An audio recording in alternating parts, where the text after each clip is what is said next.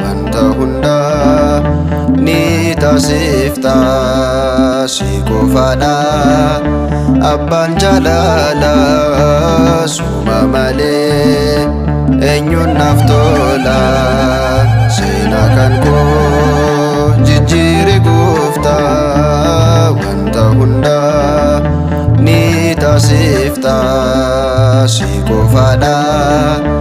abbaan jaalala suma malee eenyuun naaf tola.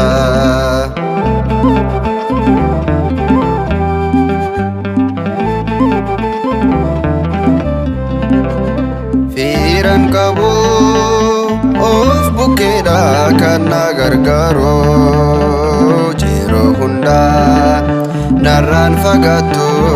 ati garuu siin abdadha siin waammadha yeroo rakkoo narraan fagaatiin bara baraan yaa abbaa koo seenaa kan koo jijjiire gooftaa wanta hunda ni taasifta si qofaadha abbaan jaalala suma malee eenyuun naaf tola.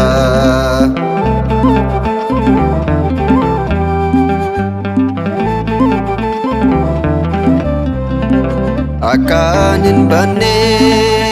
akka maqne an karaarra na waammadhu mana keetti yaa Waaqa daraa eenyummaa koo naaf jijjiiri akka Daawiti maaltu si dhiba harka qabda waan hundaa ati seenaa kan koo jijjiire gooftaa wanta hunda ni taasifta si qofaadha abbaan jaalala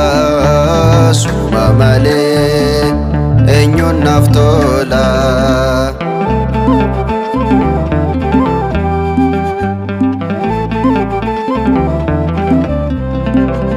Naan balleessin yaa Waaqayyo cubbuu koo laaltee nan laatine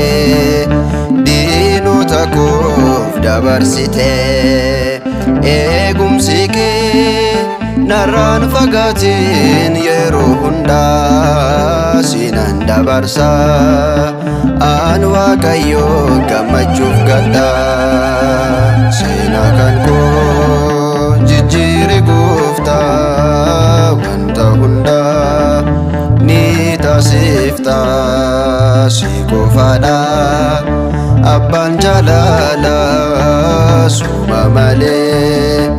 eenyuun naaf tola.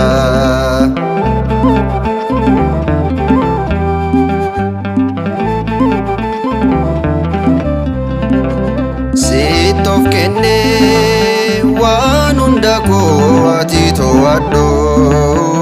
naan dagateen mana keetti na waammadhu amantii koos ati naaf cimsi akkan shakkine hunda dhiisee yaa Waaqayyo sitti amanee seenaa kan koo jijjiire gooftaa wanta hunda ni taasifta si qofaadha abbaan jaalala suma malee eenyuun naaf tola seenaa kan koo jijjiire gooftaa wanta hunda ni taasifta si qofaadha abbaan jaalala suma malee eenyuun naaf tola.